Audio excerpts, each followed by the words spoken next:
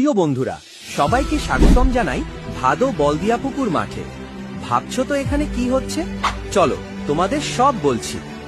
এই মাঠ আমরা একদম নতুন করে রেডি করা শুরু করে দিয়েছি, কারণ 3রা অক্টোবর থেকে 5ই অক্টোবর পর্যন্ত এখানে হতে চলেছে এক বিরাট ফুটবল টুর্নামেন্ট, কিংস কাপ।